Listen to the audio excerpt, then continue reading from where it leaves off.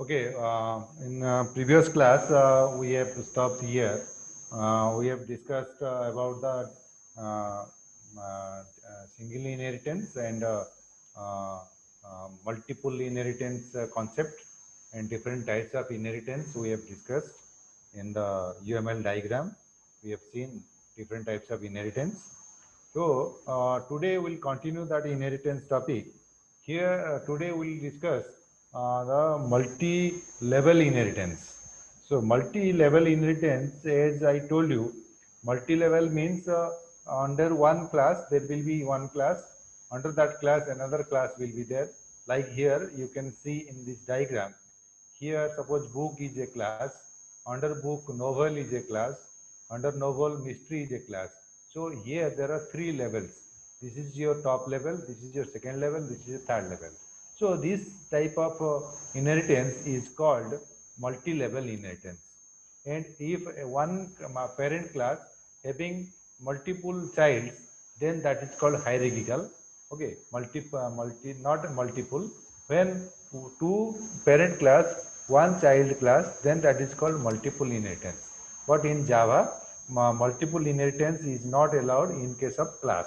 Okay, we will discuss later when we will discuss interface. At that time, we can use that concept. But in case of class, we cannot inherit one class from another class. Okay, from multiple base classes. Okay, so here today we will discuss one small program where multiple inheritance, so multi-level inheritance is applied. Okay, a small program, a multi-level inheritance. Just see this program here. There is a class A, and class A is having a no parameter constructor and another constructor which is two parameters. Okay, uh, these are two constructors in class A, and class B is inherited from class A. This is class B extends A. Okay, and having again it says it is no parameter constructor and again two parameter constructor, integer. So see, similarly class C is inherited from class B. So again here again similar two constructors are there. So in this hierarchy here class A is the super constructor, super class, then class B is the child of class A, class C is the child of class B. Okay, so this type of inheritance concept is called multi-level inheritance. So now here just inside this, just see the program class inheritance 4. So in the main function, I have created the object of C class. C equal to COB. OB is the object of C class, that is third generation, third C class, and we have created it like new C. Okay, this means it has created a C class object. Okay, OB is referred to C class object. So here, which constructor will execute? It will execute the no parameterized constructor of a class C, as well as no parameterized constructor of class B, as well as class A. So in which order it will execute? So somebody has told top to bottom, and somebody has told bottom to up. The default the no parameterized constructors will be called when when this is line number 16 will be executed. Means when no when the object created without passing any parameters. Okay, let us execute the program named inheritance 4.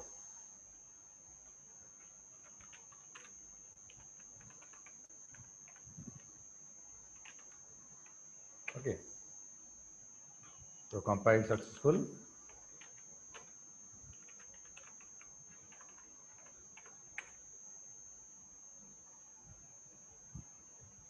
Don't see these things, just see these things. The okay, one thing we will make it comments. So it will be confused.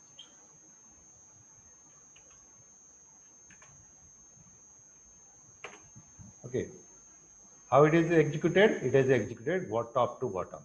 First super parent, then sub parent, then child. A class const, B class const, C class const. Okay, so at this point, so here, when this is executed, at this point, it has executed this one first, then this one second, then this one third. Okay, so this is the sequence from top to bottom. When we are calling the constructor through the bottom class type object. Okay, when we are calling the through the bottom class type object.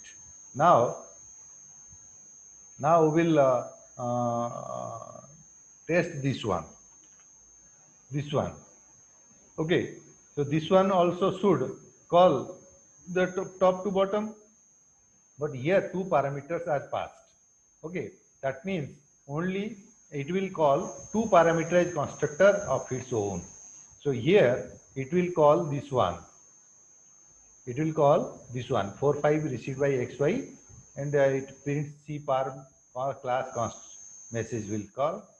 Okay, then here but before this execution, because of we have not used super function, we have not called super function, so by default automatically it will call the parent before executing its own process. It will call the parent process.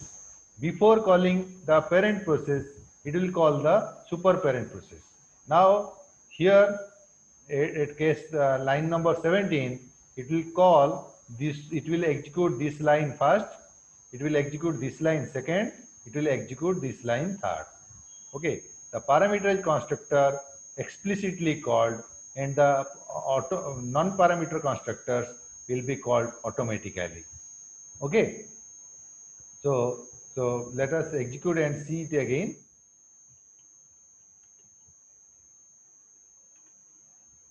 So here this non-parameterized constructor, then C param const.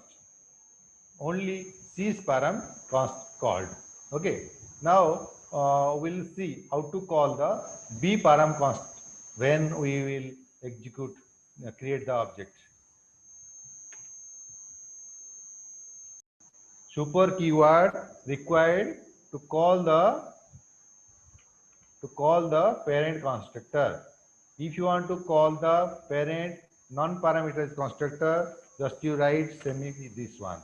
If you don't write this also, it will call the parent constructor, default constructor. Now here we will pass value. Suppose we pass value x comma y.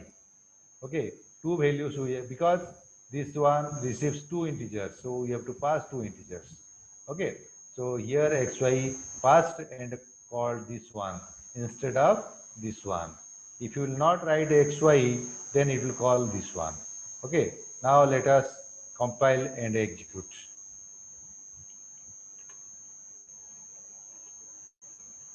Okay, so from C it has called super xy, so that's why it is called B param constructor. But from B we have not called super constructor, so automatically it is called non-parameterized constructor.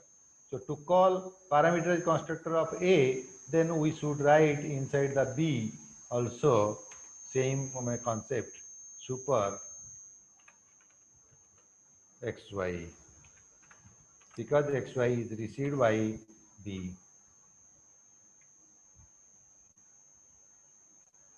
Okay, it is received by B. Now in this case, it currently now here super will execute. Because of super, it comes to this point. Again super will execute. It comes to this point. This one will be executed. Okay.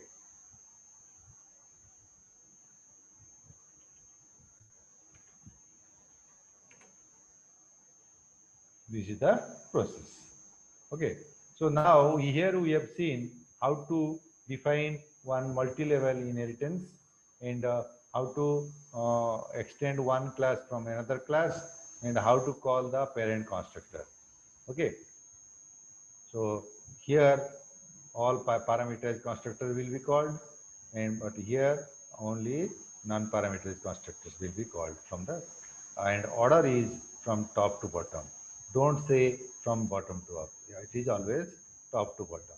If super is not used, then it will call default or automatic non-parameterized constructor. If super with values passed, and it will call the respective parameterized constructor. Okay, so this is called multi-level inheritance. So in the question, as a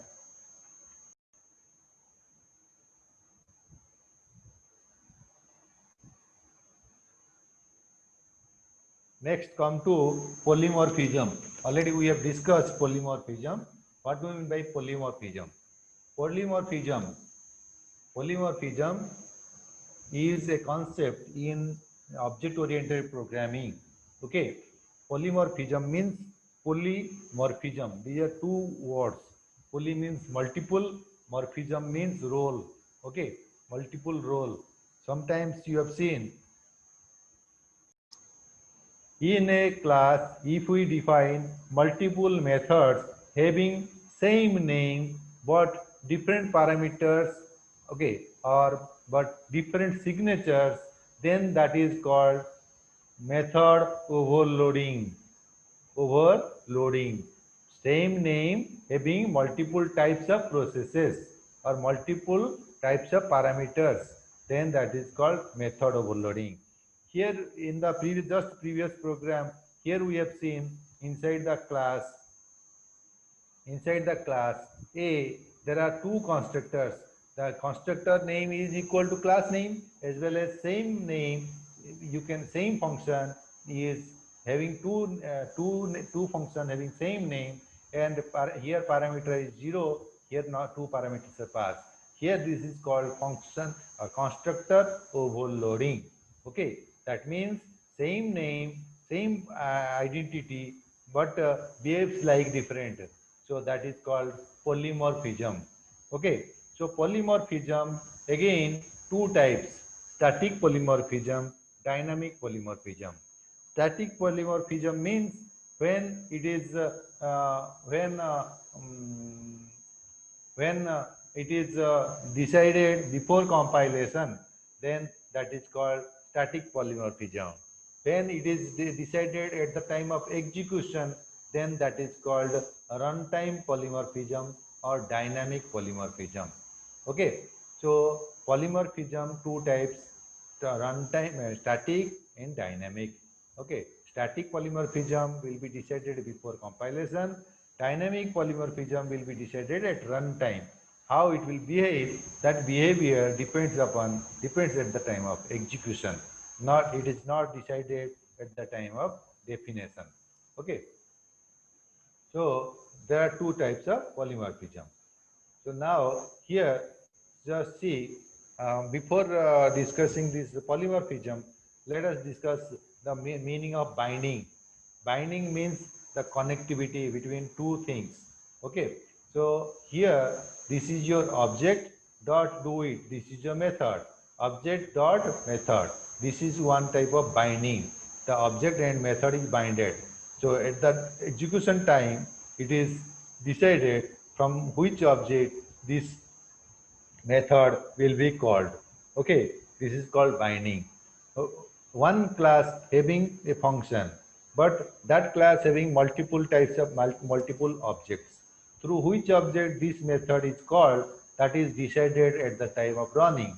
So then that is called, we can say, dynamic binding or late binding. Java defers method binding until runtime. This is called dynamic binding or late binding. Late binding provides flexibility in program design. Okay, it is providing flexibility in program design. Now come to polymorphism again concept. The term polymorphism literally means having many forms. Many forms. A polymorphism reference is a variable. Polymorphism reference, it is a reference, is a variable that can refer to different types of objects at different point in time. Different types of objects at different point in time. Okay.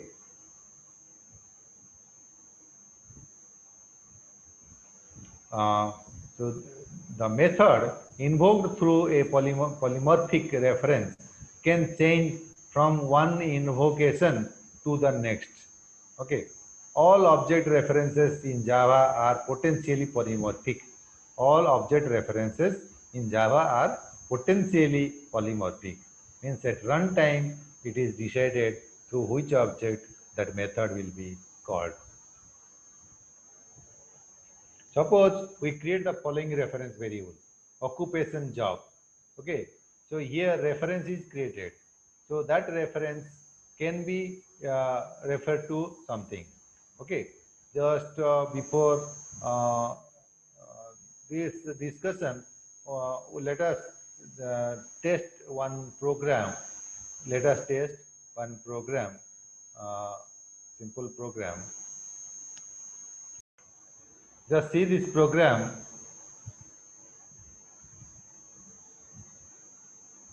See this program here, we have discussed this base and derived class. So inside this program, here one D1 object is created, and that is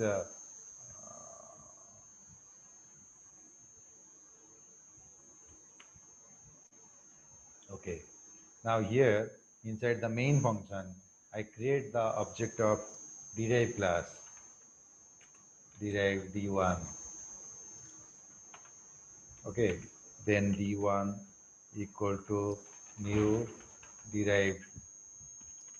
So here it will call the default constructor. Then suppose derived D2. Okay. Then the derived D2, derived D3. So here D2 and D3 is not created. The names, the identity, the reference are created of derived type, but it is not referred. Okay. So here when we write derived D1, so D1 is referring D1 having a space, reserved space, then it is referring by the D1. Now suppose D1 dot print, D1 dot print, it will call the print function, print method of derived class, this one. Before calling print, it will call the super print, means parent print. Okay. Now, if I write D2 dot print, will it work? Will it work D3 dot print?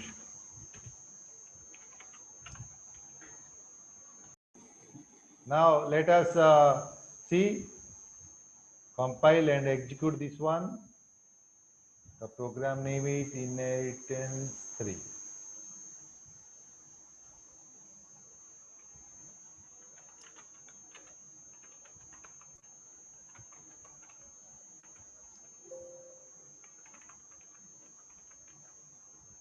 What is that name? Sorry. Test inheritance.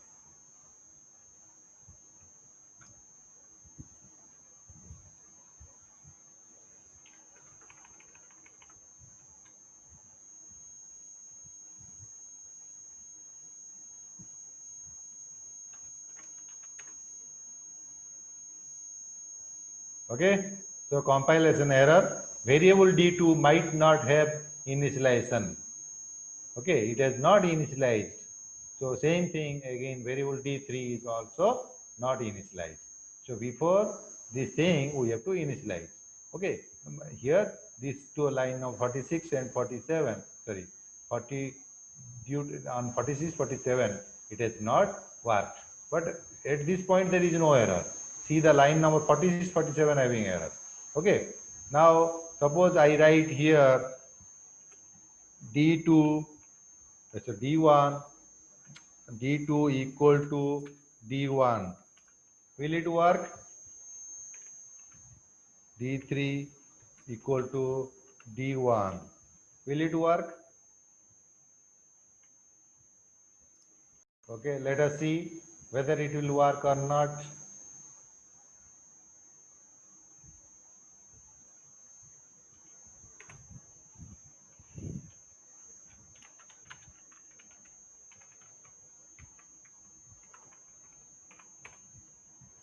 Okay. So here these in Java D1, D2, D3 all are referred to same location. New derive means here it will reserve a space. Then D1 first link to that, refer to that. D2 refer to that. D3 refer to that. Okay. So this is your dynamically it is connecting to a location. Okay. So the intention of the program is that. Now Java allows this reference to point to an occupation object, okay, or to any object of any compatible type. Java is allowing to any other object which is compatible type. We will see that what is compatible type. This compatibility can be established using inheritance or using interface. So we'll see this program next. Careful use of polymorphic reference can lead to elegant, robust software design. Okay.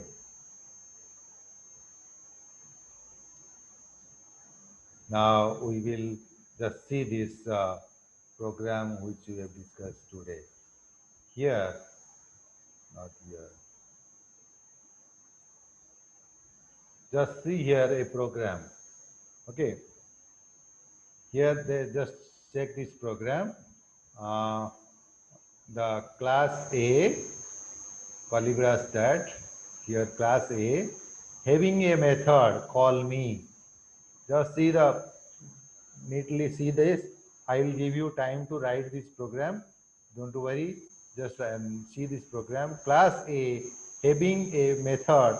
That method name is call me. There is no data member inside the class A. Again, class B is generated from class A. Again, there is a method call me. Same named method inside class B. Okay, and inside class C, that class C is derived from class A. Only again, that means C is derived from A, B is derived from A. What type of inheritance it is? Just say. Okay, again inside class C, call me method is there. Okay, that means there is a class A, under class A, there is a class B, under class A, there is a class C. So what type of inheritance it is?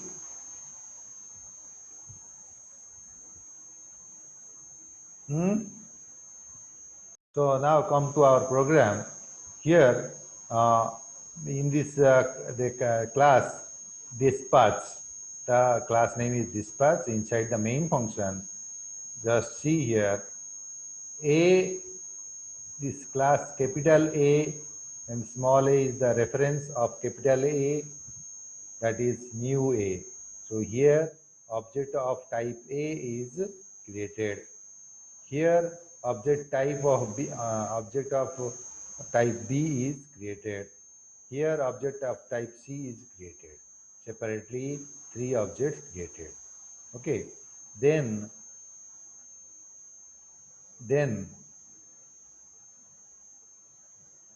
here see the magic here. Another class A, the reference another reference created R. Again, but here it is not referred to something. Just R is the type A. Okay. Next it is written R equal to A. In the previous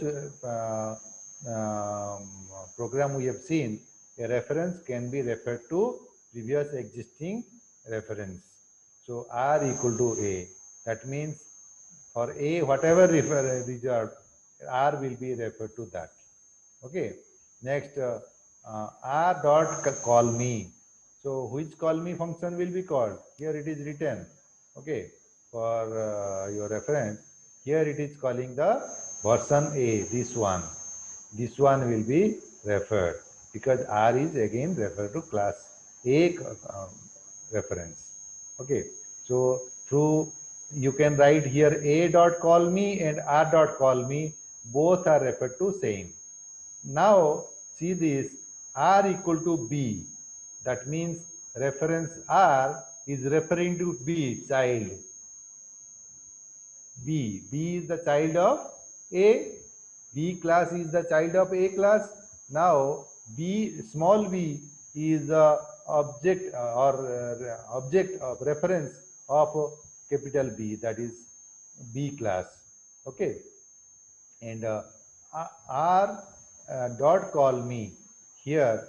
Here this is allowed. Here this is called dynamic polymorphism.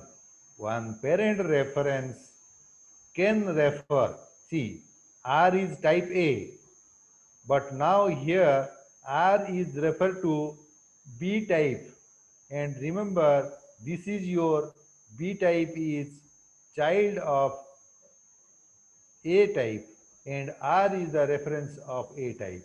So it is possible to point, to refer one reference of a parent class to child class object. Okay, to child class object. So now here, when you call R dot call me, it will call child version of call me. Okay, next R equal to C.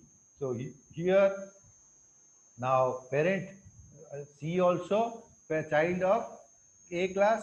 So R can refer to C object, which is the child of class A. So this is also possible.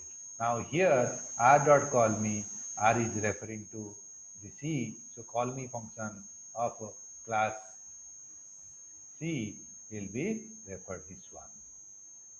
Okay, so this is called dynamic binding. Now let us compile and execute. The program name is this part.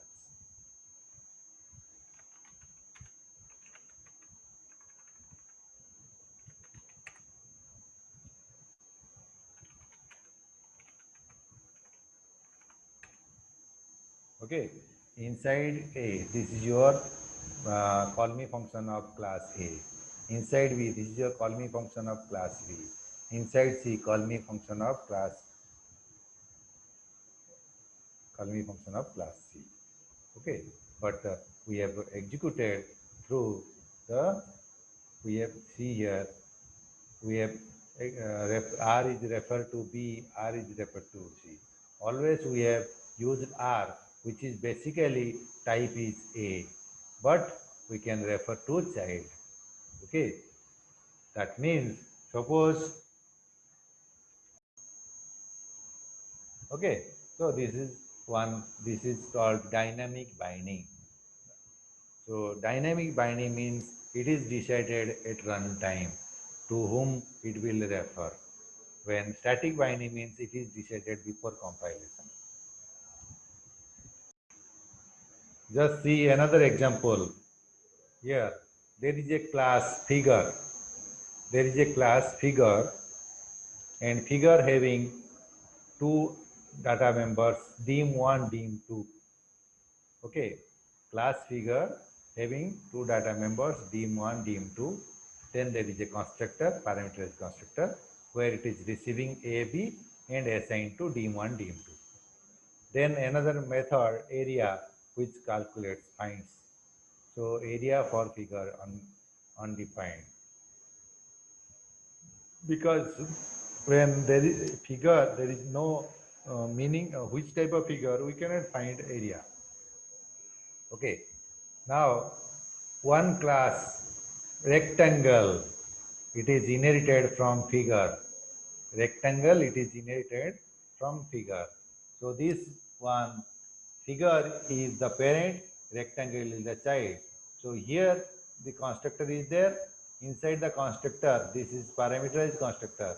So to call the parameterized constructor of parent, you need super within parenthesis parameters, whatever you want to pass. That means A, B pass to dim1 and dim2. Okay. Now again area method. Area method is defined inside the rectangle.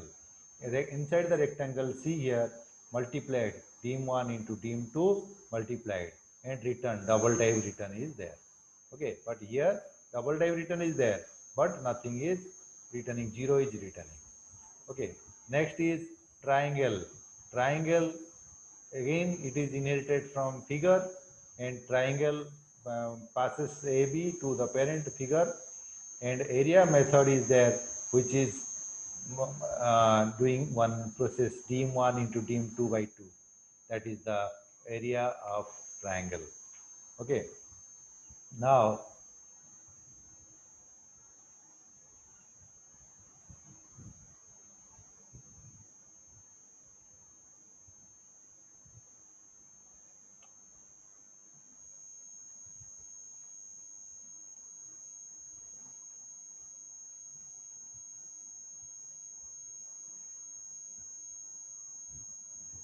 here the class name is find area.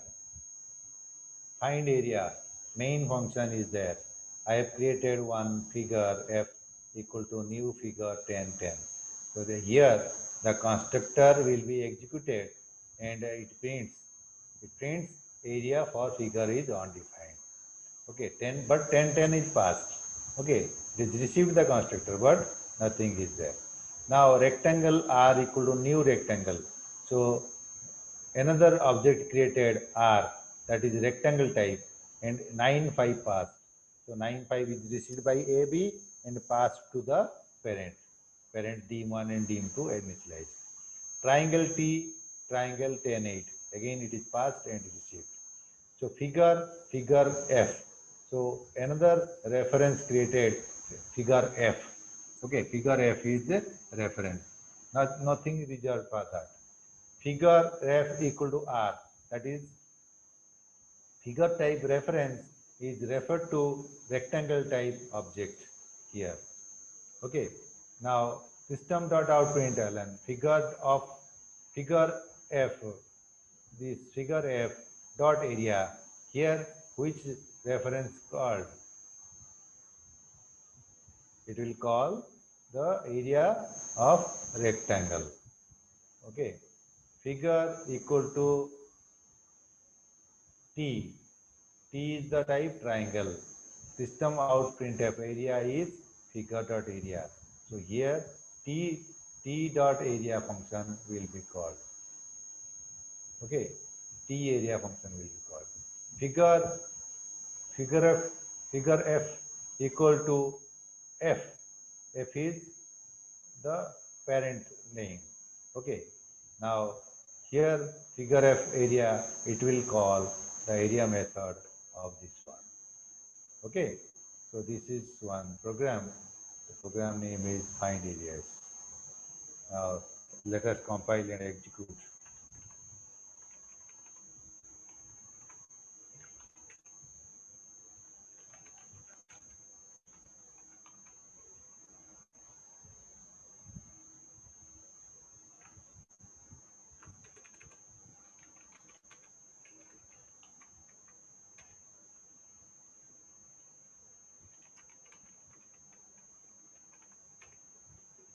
Okay. So here inside area of rectangle, area 45. Inside area of triangle 48. In area for figure is undefined. This constructor is executed because there is no area figure mentioned. Area is 0, 0. Okay. So this is another program. So this program I will share in the WhatsApp, so you can keep it and test it. Okay. So these two program I will send dispatch, find area, and inheritance 4. These three programs I will send you today for your reference. You can use it, and my suggestion is you write the program, then type it and test it, so that typing and writing the program will be, you will practice, so that in exam it will help. Now briefly, okay, we have left protected protected protected. Okay, by mistake it left. Okay. Anyway, protected is a access specifier. Protected is access specifier which is used, which is just like public, but not exactly public. Protected members is accessible by its child. It is not accessible by the outsiders. Okay. protected member is accessible by its child, not by the outsiders. Public members can be accessible by the outsiders. Okay. Default members can be accessed by inside the same program, but public member can be accessible by the package, all inside the entire package. Private member cannot directly accessible by child as well as outsiders. Okay, so these are the different. This is a table, the visibility from the same class.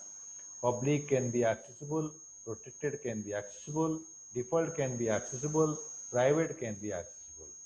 From any class in the same package, public can be accessible, protected can be accessible, default can be accessible, but private cannot accessible. From a subclass in the same package, public accessible, protected accessible, default accessible, private no. From a subclass outside the same package, public accessible, but here yes, through inheritance. Through inheritance only it can be accessible. Okay, default, this is default no, private no, not accessible. From any non-subclass class outside the package, public accessible, others are not accessible. Okay, so you have to remember this thing so that if in exam it will come, you can write. Just remember, private members cannot accessible by outsiders. That means only inside the class only it is allowed.